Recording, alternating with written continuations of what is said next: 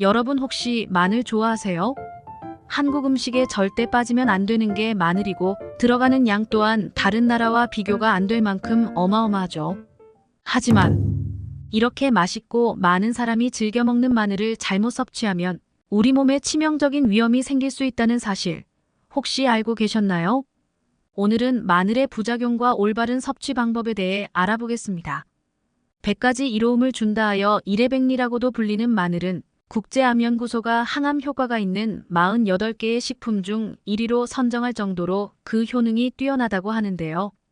마늘의 대표 성분인 알리신 성분은 나이가 들수록 발병률이 높아지는 고지혈증이나 동맥경화 등을 개선하여 심혈관 질환의 위험을 감소시키고 무엇보다 손상된 DNA가 암세포로 진행되는 것을 막아 전립선암이나 유방암, 폐암, 대장암 등 암을 예방하는 데도 뛰어난 것으로 밝혀졌습니다. 그 중에서도 특히 대장암은 육류 위주의 식습관, 기름진 음식, 햄이나 소시지 등 가공육의 섭취가 원인이 된다 하여 서구형암으로 알려져 있지만 우리나라 사람들은 서양인이 아님에도 불구하고 대장암 발병률이 무려 아시아 국가 중 1위, 전 세계에서 4위를 차지할 정도로 암 발병률이 높다고 합니다. 이때 평소에 마늘을 꾸준히 챙겨 먹는다면 마늘에 알리신 성분뿐만 아니라 암을 예방해주는 알릴 설파이드류와 S알릴시스테인 성분, 유기성 게르마늄과 셀레늄 등이 암을 억제하고 예방하는 데 큰 도움을 줍니다. 미국 노스캐롤라이나 대학 연구 결과에 따르면 생마늘이나 익힌 마늘을 하루에 반쪽씩만 먹어도 위암과 대장암 발생 위험을 각각 50%, 30% 줄일 수 있다고 합니다. 하지만 이렇게 몸에 좋은 마늘도 어떤 음식과 어떻게 먹느냐에 따라서 내 몸에 보약이 될 수도 반대로 독이 될 수도 있다고 하는데요. 이번 시간에는 마늘을 먹었을 때 독이 되는 최악의 경우와 이와 반대로 마늘을 언제 어떻게 먹어야 가장 큰 효과를 볼 수 있는지 함께 알아보겠습니다. 우리 가족을 위한 좋은 정보 꼭 챙겨가시고 구독과 좋아요 부탁드립니다. 마늘이 독이 되는 경우 첫 번째는 수술을 앞두고 있는 분들입니다. 조만간 임플란트나 발치, 치질 환자 등 수술을 앞두고 있거나 수술을 한 지 얼마 되지 않은 분들은 마늘 섭취는 되도록 피하는 것이 좋습니다. 마늘은 혈전 생성을 방지해 혈액순환을 원활하게 하는 효과가 있지만 또 그만큼 혈액 응고가 잘 안 된다는 특징을 가지고 있습니다. 국제마취학회에서 발표한 한 사례 중에는 매일 마늘 12g을 먹은 환자의 척추를 수술하던 중 과다출혈이 발생했다는 보고가 있으며 마늘 성분이 함유된 식이보충제를 복용한 환자의 수술 부위 주변으로 진물과 멍이 번진 사례도 있다고 합니다. 이 때문에 전문가들은 적어도 수술 일주일 전부터는 마늘 섭취를 중단하길 권장하고 있는데요. 또한 마늘 진액이나 마늘환 등 건강보조식품의 형태로 장기간 섭취한 경우에는 의사에게 미리 알리는 게 좋다고 조언하고 있습니다. 마늘이 독이 되는 경우 두 번째는 항응고제, 항열소판제를 드시는 분들입니다. 복용하고 있는 약 중에 항응고제나 항열소판제를 처방받은 분들은 마늘 섭취에 반드시 주의하셔야 합니다. 스텐스 시술이나 판막 수술 부정 정맥 환자들은 심장 박동이 불규칙해져 혈전이 생기기 쉽기 때문에 이를 방지하기 위해서 항응고제나 아스피린을 처방받는 경우가 많은데요. 여기에 더해 마늘이 혈전을 예방하고 혈행을 좋게 한다고 해서 무턱대고 많이 드시는 분들이 계신데 마늘 역시도 혈전을 줄이고 혈소판 응집을 방해하는 특징이 있어서 앞서 말씀드린 약과 함께 복용할 경우 혈액이 너무 묽어져 멍이 잘 들고 출혈의 가능성이 높아지며 피가 한 번 나면 잘 멈추지 않는 등의 부작용이 나타날 수 있습니다. 따라서 이런 약을 복용하면서 마늘이나 마늘이 들어간 건강보조식품을 장기간 섭취하고 있다면 꼭 정기적으로 혈액 검사가 필요하고 경우에 따라서는 약의 용량을 변경해야 하는 경우가 있으므로 주치의와 꼭 상의하시기 바랍니다. 마늘이 독이 되는 경우 세 번째는 마늘의 곰팡이가 폈을 때입니다. 가끔 마늘을 잘못 보관하다 보면 상처가 나고 곰팡이가 핀 것을 볼 수 있는데요. 몇몇 분들은 마늘에 핀 곰팡이를 대수롭지 않게 여기고 그 부분만 도려내서 드시는 분들이 계신데 이러한 행위는 몸에 매우 심각한 부작용을 일으킬 수 있습니다. 마늘에 핀 곰팡이에는 아플라톡신이라는 아주 강력한 독성이 들어있는데 이 독성은 미국 국제암연구소에서 사용을 엄격히 금지한 인체 발암물질 1군에 속하는 아주 무서운 성분입니다. 이것이 우리 몸속으로 들어올 경우 간세포를 빠른 속도로 파괴하고 간암은 물론 신체 전역으로 퍼져 우리 몸에 각종 암을 유발하게 되는데요. 이 독성은 물에 끓이거나 익혀도 사라지지 않으며 썩은 부위만 도려낸다 하더라도 눈에 보이지 않을 뿐 이미 마늘 곳곳에 독성이 퍼져 있기 때문에 아깝다고 생각하지 마시고 미련 없이 과감히 버리는 것이 좋습니다. 마늘이 독이 되는 경우 네 번째는 위가 약하신 분들입니다. 마늘에 함유된 매운맛을 내는 알리신 성분은 강력한 살균과 항산화 효과와 더불어 위암을 유발하는 헬리코박터균까지 억제하는 효과가 있지만 마늘을 필요 이상으로 과도하게 섭취할 경우 위벽을 자극하여 속쓰림 같은 위통을 유발하기도 합니다. 특히 위가 안 좋으신 분들은 위암이나 위경련, 위점막 출혈 또는 위궤양 증상을 더욱 악화시키거나 새로운 궤양을 유발할 수 있기 때문에 이러한 분들은 생으로 섭취하는 것보다는 익혀서 드시는 것이 좋습니다. 그렇다면 이와 반대로 마늘을 건강하게 섭취하기 위해서는 어떤 방법이 효과적일까요? 마늘을 효과적으로 먹는 방법. 첫 번째는 마늘을 으깨서 먹는 것입니다. 마늘을 다지거나 으깨면 마늘에 함유되어 있던 알리나제라는 효소와 알린이라는 성분이 생화학 반응을 일으켜 알리신을 만들어냅니다. 이때 으깬 마늘을 바로 조리하지 말고 10분간 두었다가 조리하면 그 효능이 더욱 높아지는데 미국 펜실베니아 주립대학의 연구에 의하면 마늘의 조리법에 따른 영양소를 비교해 본 결과 잘게 썰거나 간 마늘에 열을 가하기 전에 10분 정도 두어야 효소가 작동할 시간을 얻게 되어 알리신 성분을 최대한 섭취할 수 있게 된다고 합니다. 따라서 마늘의 알리신 효과를 보기 위해선 마늘을 다지거나 으깨서 먹는 것이 좋습니다. 마늘을 건강하게 섭취하는 방법. 두 번째는 마늘을 익혀서 먹는 경우입니다. 마늘을 생으로 섭취하는 것도 좋지만 위가 좋지 않은 분들은 오히려 부작용을 일으킬 수 있기 때문에 익혀서 먹는 것이 좋은데 마늘을 익힐 때도 더욱 큰 효과를 내는 방법이 있습니다. 마늘에 함유된 강력한 항암 효과를 지닌 S알리엘시스테인이라는 성분은 알리신과 알린 같은 황화합물 중 하나로 발암물질을 제거해 암 예방에 효과적이며 최근에는 혈중 지질 농도와 고혈압을 낮춰준다는 연구 결과도 발표된 성분입니다. 여기서 주목해야 할 것은 S알리엘시스테인은 생마늘보다 마늘을 익혔을 때 더욱 많이 생성된다는 것인데요. 국립농업과학원 연구팀에서 마늘의 조리법에 따라 S알리엘시스테인 함량이 어떻게 변화하는지 실험했는데 생마늘 100g을 끓는 물에 1분, 3분, 5분간 데치고 끓는 물에 15분, 30분, 60분간 삶고 전자레인지로 1분, 2분, 3분간 익힌 후 S알리엘시스테인의 함량을 비교했습니다. 그 결과 S알리엘시스테인이 제일 많았을 때는 끓는 물에 60분간 삶았을 때이며 이는 생마늘의 4배에 달하는 수치입니다. 그 다음으로는 30분 삶았을 때, 15분 삶았을 때인 것으로 나타났습니다. 반면에 전자레인지로 돌렸을 땐 S알리엘시스테인 성분이 줄거나 거의 변화가 없었으며 오히려 2분간 데쳤을 땐 S알리엘시스테인 성분이 감소하는 것으로 나타났습니다. 이처럼 마늘은 어떻게 얼마나 익히냐에 따라 몸에 좋은 성분 함량이 달라지기 때문에 구이나 찌개, 반찬을 만들 땐 처음 조리부터 마늘을 넣는 것이 S알리엘시스테인 성분을 좀 더 많이 먹을 수 있는 방법입니다. 마늘을 건강하게 섭취하는 방법. 세 번째는 꿀과 함께 먹는 것입니다. 꿀에는 설탕에서 얻을 수 없는 비타민 B1, 바로 티아민이라고 불리는 에너지 비타민이 풍부한데요.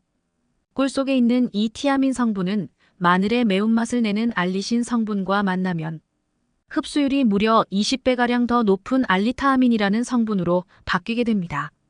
이렇게 마늘과 꿀이 만나면 마늘의 자극적인 맛과 향이 감소하면서도 꿀의 달콤한 맛이 더해지고 피로회복과 기력 보충 등의 효과는 크게 상승하여 건강에 좋은 영향을 주게 됩니다. 이렇게 이래백리라 할 만큼 장점이 많은 마늘의 딱 하나의 단점을 꼽으라면 바로 입냄새를 빼놓을 수 없을 텐데요. 마늘을 먹으면 입안에서만 맴도는 게 아니라 위 속에서 소화가 된 마늘 냄새도 다시 위로 올라오기 때문에 양치를 하거나 입안을 물로 헹구더라도 냄새가 쉽게 사라지지 않습니다. 미국 오하이오 주립대학 연구팀의 연구 결과에 의하면 사과나 상추를 먹으면 사과나 상추에 함유된 효소가 마늘 냄새를 일으키는 휘발성분을 상쇄시켜 구취를 감소시키는 데 효과적이라고 합니다. 그러나 생사과가 아닌 사과 주스를 마셨을 땐 마늘의 휘발 성분을 줄이지 못한 것으로 나타났습니다. 따라서 마늘을 먹은 뒤 입냄새가 걱정이시라면 사과나 상추를 드셔보시기 바랍니다. 여러분 혹시 땅콩 좋아하세요? 저는 땅콩을 정말 좋아해서 일할 때도 간식으로 먹고 가끔 맥주 한잔 할 때도 안주로 즐겨 먹습니다. 심심풀이 땅콩이라는 말이 있을 정도로 많은 분들이 부담 없이 즐겨 드시는 간식 중 하나가 바로 땅콩이죠. 특유의 아삭한 식감과 씹으면 씹을수록 입안의 고소함이 한가득 퍼지는 땅콩. 요즘에는 땅콩이 가진 놀라운 효능이 밝혀지면서 이제는 귀한 몸이 되고 있는데요. 땅콩에 많이 함유된 불포화 지방산인 올레인산과 리놀산이라는 성분은 동맥경화증과 같은 심혈관계 질환의 원인이 되는 나쁜 콜레스테롤을 낮춰주고 비타민 E는 강력한 항산화 작용을 통해 노화를 촉진하는 활성산소를 억제하며 특히 땅콩 속껍질의 특유의 떫은 맛을 내는 레스베라트롤이라는 성분은 혈관을 확장시켜 혈류를 촉진하고 혈소판 응집을 억제해 심혈관계 질환의 위험을 낮추는 효과가 있습니다. 그런데 이렇게 맛도 좋고 몸에 좋은 땅콩도 어떤 음식과 어떻게 먹느냐에 따라서 내 몸에 보약이 될 수도 반대로 독이 될 수도 있다고 하는데요. 건강을 위한 올바른 땅콩 섭취법과 최악의 섭취법을 지금부터 알려드리겠습니다. 차근차근 끝까지 확인하시고 가족들에게 좋은 정보 공유하셔서 우리 가족 모두의 건강을 함께 지켜냅시다. 구독과 좋아요는 언제나 감사합니다. 땅콩이 독이 되는 경우 첫 번째는 볶아서 먹는 것입니다. 생땅콩을 물에 삶아 먹거나 조림으로 만들어서 밥 반찬으로도 많이 드시지만 그 중에서도 땅콩하면 당연히 볶음 땅콩을 가장 많이 드실 텐데요. 하지만 이 볶음 땅콩이 자칫 우리 몸에 치명적인 부작용을 일으킬 수 있다고 합니다. 땅콩의 고소한 풍미를 높이기 위해서 또는 간편하게 섭취하기 위해 땅콩을 높은 온도에서 볶는 경우가 많은데요. 그러나 땅콩처럼 탄수화물이나 단백질이 많은 식품을 120도 이상의 고온에서 조리하게 되면 열에 의해 화학 반응을 일으켜 당독소라고 불리는 최종 당화산물이라는 물질이 발생하게 됩니다.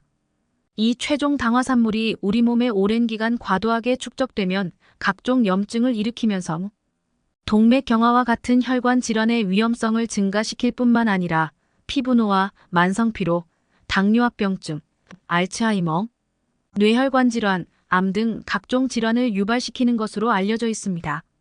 또한 이렇게 고온에서 조리하면 최종 당화산물의 일종인 아크릴 아마이드가 생성될 수 있는데 이는 국제암연구소에서 인간에게 발암 가능성이 있는 물질로 분류된 A군에 속한 물질로 몸에 치명적일 수 있기 때문에 섭취 시 반드시 유의해야 합니다. 따라서 땅콩을 조리할 때는 120도 이하의 온도에서 조리하는 것이 가장 좋고 볶음 땅콩을 드시고자 한다면 약불에서 가볍게 볶아 소량씩만 드시는 것이 좋겠습니다. 땅콩이 독이 되는 경우 두 번째는 잘못 보관할 경우입니다. 최근에 건강을 생각해 땅콩 같은 견과류를 이것저것 구매해서 드시곤 하지만 정작 구매한 견과류를 잘못 보관했다가 큰 낭패를 보는 일이 많다고 하는데요. 땅콩과 같은 견과류는 보기보다 온도에 아주 민감한 음식에 속하기 때문에 보관을 조금만 잘못해도 금방 곰팡이가 생기게 됩니다. 문제는 이 곰팡이가 우리 눈에 잘 띄지 않을 뿐더러 자칫 이것을 먹기라도 했다간 몸에 치명적인 문제를 일으키게 된다는 것입니다. 땅콩처럼 곡류나 견과류에 생기는 곰팡이에는 아플라톡신이나 오크라톡신, 제랄레논이라는 치명적인 발암물질이 만들어지는데요. 국제암연구소에서는 아플라톡신을 1급 발암물질로 분류하고 있으며 이는 주로 땅콩, 보리, 밀, 옥수수, 쌀 등에서 검출되는 것으로 기준치 이상 섭취하면 간에 독성을 일으켜 간암을 유발하며 간염을 가지고 있는 사람이 아플라톡신을 섭취하게 되면 간암 발생 위험도가 무려 60배 이상으로 올라간다는 연구 결과도 있습니다. 또한 오크라톡신은 콩팥에 심각한 손상을, 제랄레논은 생식기능 장애나 난임을 유발한다고 알려져 있습니다. 이러한 곰팡이들은 그 부분만 도려낸다거나 물에 끓이는 등의 일반적인 조리 환경에서는 사라지지 않기 때문에 발견된다면 절대 먹지 말고 모두 과감히 버리는 것이 좋습니다. 곡류나 견과류 등을 보관할 때는 습도 60% 이하, 온도는 10에서 15도 이하에서 보관하고 최대한 온도 변화가 적은 곳에 두는 것이 좋습니다. 보관할 때는 밀폐된 용기에 넣어 냉장고에 보관하거나 오래 안 먹을 경우에는 반드시 냉동 보관해야 오랫동안 신선하게 보관할 수 있습니다. 땅콩이 독이 되는 경우 세 번째는 맥주와 함께 먹는 것입니다. 맥주하면 항상 따라오는 안주에 땅콩이 빠질 수 없는데요. 시원한 맥주와 함께 고소하고 담백한 땅콩이 입안에 들어오면 그만한 찰떡궁합이 없죠. 그러나 맛으로 볼 때는 둘도 없는 환상의 궁합으로 보이지만 사실 이 두 음식을 함께 먹는 순간 우리 몸에 심각한 부작용을 일으키는 독으로 돌변한다고 합니다. 땅콩은 지방 함량이 많아서 그 자체만으로도 소화가 잘 안 되는 식품인데 이때 차갑게 마시는 맥주가 몸으로 들어오면 소화기관들이 위축되면서 소화 운동을 더욱 어렵게 만듭니다. 게다가 알코올은 우리 몸에 저장되지 않는 영양소이기 때문에 다른 영양소보다 가장 먼저 에너지로 쓰이는데 이때 땅콩과 같은 고지방 음식을 함께 섭취할 경우 알코올의 지방 분해를 억제하는 기능으로 인해 간 조직에 그대로 지방이 쌓이면서 지방간을 유발하게 됩니다. 여기서 시간이 지나면 반대로 지방이 알코올 분해를 억제해서 분해되지 않은 알코올이 그대로 혈액 속을 흘러다니게 되는데 이 때문에 더욱 심하고 오래가는 숙취가 발생하게 됩니다. 따라서 술은 되도록 자제하되 꼭 마시겠다는 분들은 지방량이 높은 음식과 함께 먹는 것은 반드시 피하는 것이 좋겠습니다. 땅콩이 독이 되는 경우 네 번째는 멸치와 함께 먹는 것입니다. 다들 멸치볶음 많이들 드시죠? 특히 멸치에 땅콩이나 아몬드를 곁들인 멸치볶음을 다들 한 번쯤은 드셔보셨을 텐데요. 그러나 겉보기에는 궁합이 좋은 두 음식인 것 같지만 사실 멸치와 땅콩 같은 견과류는 서로 궁합이 맞지 않는 상극인 식품이라고 합니다. 멸치에는 칼슘이 많이 함유되어 있는데 땅콩의 풍부한 피트산 성분이 칼슘의 흡수를 방해해서 흡수율을 떨어뜨린다고 합니다. 반대로 땅콩 역시도 칼슘의 흡수를 방해하는 것으로 알려진 수산 성분이 들어있기에 함께 먹을 경우 장 속에서 불용성 복합체가 형성되어 체내에 흡수되지 않고 바로 몸 밖으로 배설된다고 합니다. 따라서 땅콩과 멸치는 서로 피하는 것이 좋습니다. 멸치와 함께 볶아 먹으면 좋은 음식으로는 꽈리고추를 추천드립니다. 꽈리고추에 함유된 철분이 멸치의 칼슘 흡수를 돕고 멸치에 함유된 지방 성분이 꽈리고추에 함유된 베타카로틴의 흡수를 돕기 때문에 영양학적으로 좋은 궁합이 될 수 있습니다.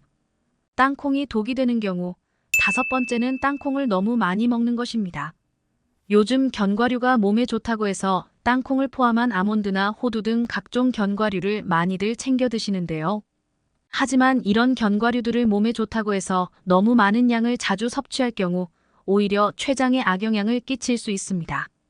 췌장은 유일하게 우리 몸으로 들어오는 음식의 지방 성분을 분해하도록 돕는 효소를 만드는 기관으로 지방의 섭취가 많을수록 췌장의 부담이 클 수밖에 없는데요.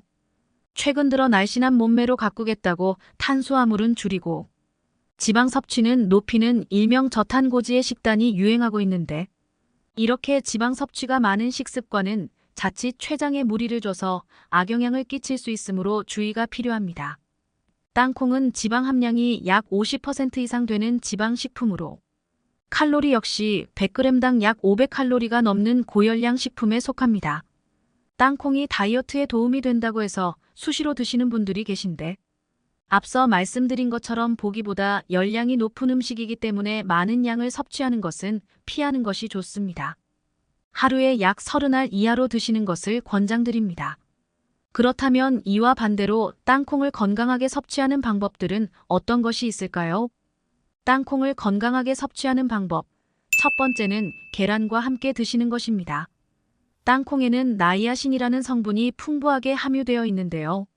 나이아신 성분은 비타민 B3라고도 불리는 성분으로 나쁜 콜레스테롤은 줄이고 좋은 콜레스테롤은 높여 심혈관 건강에 도움을 주며 관절염 완화, 뇌기능 개선, 세포신호 전달 등 신체 전반적인 기능을 유지하는 데 중요한 역할을 하는 영양소입니다. 하지만 이렇게 몸에 좋은 나이아신 성분에도 한 가지 단점이 있는데 그것은 바로 몸에 잘 흡수가 되지 않아 신체 이용률이 떨어진다는 것입니다. 이때 이를 보완해주는 성분이 바로 계란에 풍부하게 함유된 비타민 B12인데요. 비타민 B12가 부족하면 나이아신을 섭취하더라도 소변으로 금방 빠져나갈 수 있으므로 충분히 섭취하는 것이 좋습니다. 특히 계란 중에서도 흰자보다 노른자에 비타민 B12가 많이 들어있으니 꼭 땅콩과 함께 드셔보시기 바랍니다. 땅콩을 건강하게 섭취하는 방법. 두 번째는 오징어와 함께 드시는 것입니다. 쫄깃한 식감이 일품인 오징어는 고단백 저지방 식품으로 타우린 성분이 풍부해서 피로 해소에 좋고 무엇보다 간 기능을 향상시키는 효과가 있어서 숙취 해소에도 좋은 음식입니다. 하지만 오징어의 단점을 한 가지 꼽으라면 바로 콜레스테롤 함량이 높다는 것인데요. 평소에는 크게 걱정할 정도는 아니지만 혈관 질환이 있는 분이라면 주의가 필요합니다. 이때 땅콩을 함께 곁들여 먹으면 땅콩 속에 함유된 불포화 지방산이 콜레스테롤이 몸 안에 쌓이는 것을 막아주기 때문에 땅콩은 오징어의 단점을 보완해주는 최고의 음식이 되겠습니다. 여러분 혹시 복숭아 좋아하시나요? 저희 가족은 모두 복숭아를 참 좋아해서 여름이면 식사 후에 다 같이 모여 앉아 TV를 보며 복숭아를 먹었습니다. 신선의 과일로 불리며 불로장생을 상징하는 복숭아는 그만큼 몸에 좋은 과일로 향긋한 단맛과 신맛이 어우러져 있는데요. 이런 복숭아는 맛은 물론이고 당분, 유기산, 비타민 등 영양소를 골고루 풍부하게 함유하고 있어 더위를 이기는데 꼭 필요한 여름 종합 영양제라고도 불립니다. 그래서 초복에는 삼계탕을 먹고 중복과 말복에는 복숭아를 먹어야 원기 회복에 좋다는 옛말이 전해져 내려올 정도이죠. 이외에도 복숭아는 여러 가지 대단한 효능을 가지고 있는데요. 여름 동안 복숭아를 매일 하나씩 섭취하면 고혈압 및 콜레스테롤 수치가 낮아지고 비만으로 인한 당뇨병과 심혈관 질환의 발생 위험이 감소할 뿐만 아니라 숙취 해소를 비롯해 흡연을 통해 체내에 축적된 니코틴 해독에 탁월한 효과가 있으며 흡연 욕구를 감소시키는 효능까지 있다고 합니다. 그런데 이렇게 맛있고 많은 사람이 즐겨 먹는 복숭아를 잘못 섭취하면 우리 몸에 치명적인 위험이 생길 수 있다는 사실 혹시 알고 계셨나요? 건강을 위한 올바른 복숭아 섭취법과 최악의 섭취법을 지금부터 알려드리겠습니다. 차근차근 끝까지 확인하시고 가족들에게 좋은 정보 공유하셔서 우리 가족 모두의 건강을 함께 지켜냅시다. 구독과 좋아요는 언제나 감사합니다. 복숭아와 상극인 음식. 첫 번째는 바로 장어입니다. 장어는 대표적인 보양식으로 각종 영양소가 풍부한데요. 장어에는 단백질과 불포화 지방산인 오메가3 지방산이 풍부해 기력 회복은 물론 치매와 같은 신경 퇴행성 질환 예방에도 많은 도움을 주는 식품입니다. 특히 장어에 많이 함유된 비타민 A인 레티놀은 눈 건강과 피부 탄력 그리고 면역력 강화에 도움이 되는 것으로 알려져 있는데요.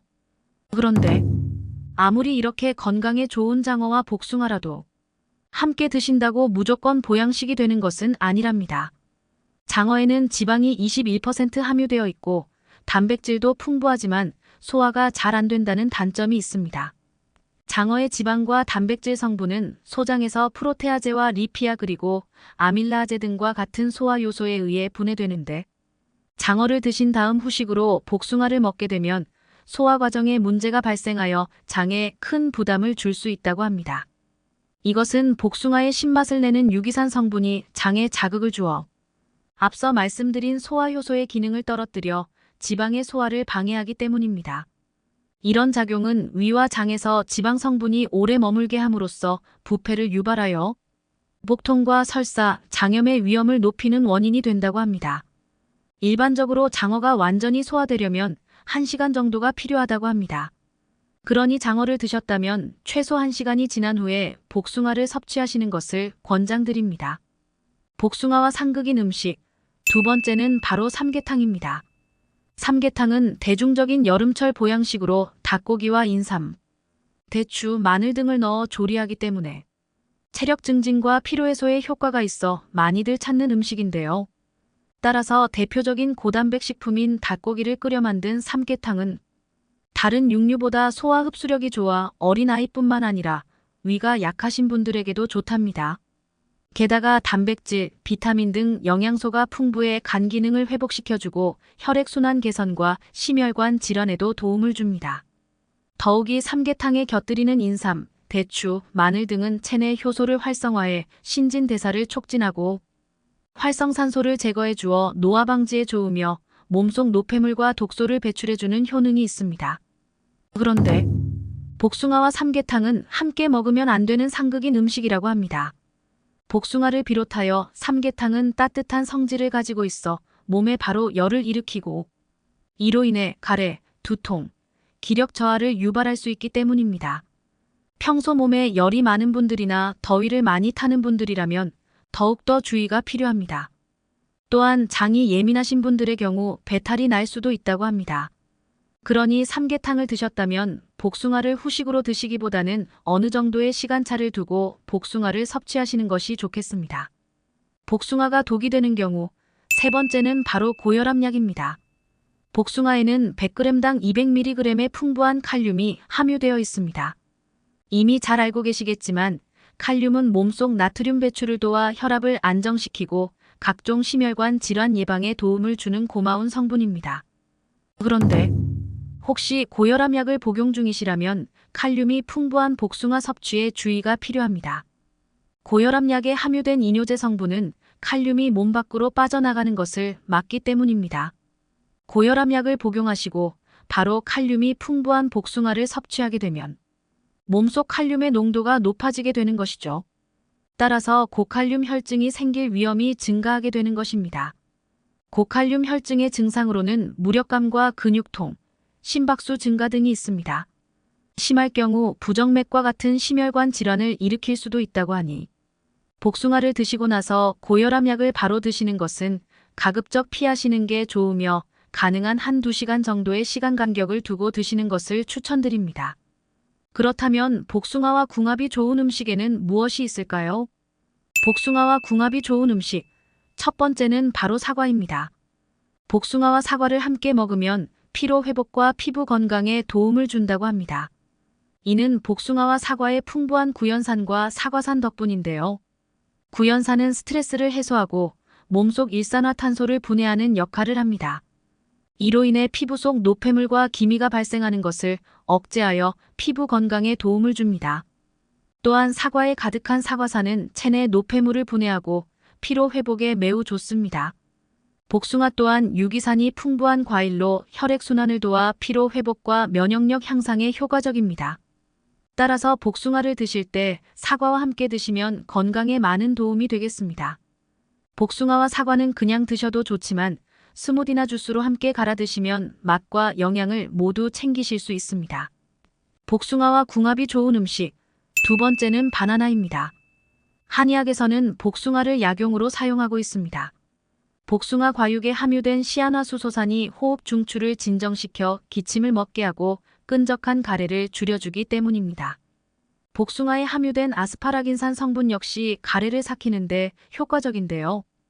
바나나의 풍부한 식이섬유와 비타민 A 베타카로틴은 목의 염증 완화에 도움을 주기 때문에 복숭아와 함께 먹으면 서로가 가지고 있는 영양분의 효능을 극대화하여 가래 제거는 물론이고 변비 개선에도 큰 도움을 준다고 합니다.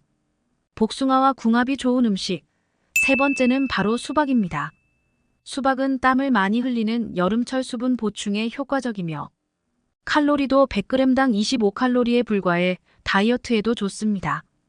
또한 수박의 풍부한 라이코펜과 시트룰린 성분은 강력한 항산화 성분으로 세포의 노화를 막고 이뇨작용을 도와 체내 노폐물 제거에 매우 좋은 효능을 보여줍니다. 달콤한 복숭아 역시 포만감에 비해 열량은 100g당 36칼로리로 비교적 부담 없이 섭취할 수 있는 과일입니다. 또한 비타민 A, 비타민 C, 팩틴 등의 무기질이 풍부해 여름철 땀으로 손실되는 무기질을 보충해 줄 수 있습니다. 따라서 복숭아와 수박을 함께 드시면 이 두 과일에 들어있는 항산화 성분인 활성산소로부터의 공격을 막아주어 면역 기능이 강화되고 비만으로 인한 당뇨병과 심혈관 질환의 발생 위험이 감소할 뿐만 아니라 다이어트에도 매우 좋습니다. 마지막 네 번째로 복숭아와 궁합이 좋은 음식은 바로 플레인 요거트입니다. 농촌진흥청 자료에 의하면 복숭아 속 항산화 물질인 카테킨은 비타민 C와 비타민 E를 만날 때 항산화 효과가 더욱 높아진다고 알려져 있습니다. 이로 인해 혈관 속 염증을 억제하고 혈중 콜레스테롤을 관리하는 데도 효과가 있다고 합니다. 더욱이 복숭아의 카테킨은 지방의 산화를 증가시켜 체중 감소에도 도움을 준다고 합니다. 그러니 요거트에 복숭아를 잘게 잘라서 함께 드시면 맛과 건강을 모두 챙기실 수 있겠습니다. 오늘은 마늘의 효능과 부작용에 대해 알아봤습니다. 정보가 도움되셨다면 구독과 좋아요 부탁드릴게요. 구독과 좋아요는 언제나 당신 편에게 큰 힘이 됩니다. 다음에 더 유익한 영상으로 찾아오겠습니다. 건강하고 행복하세요.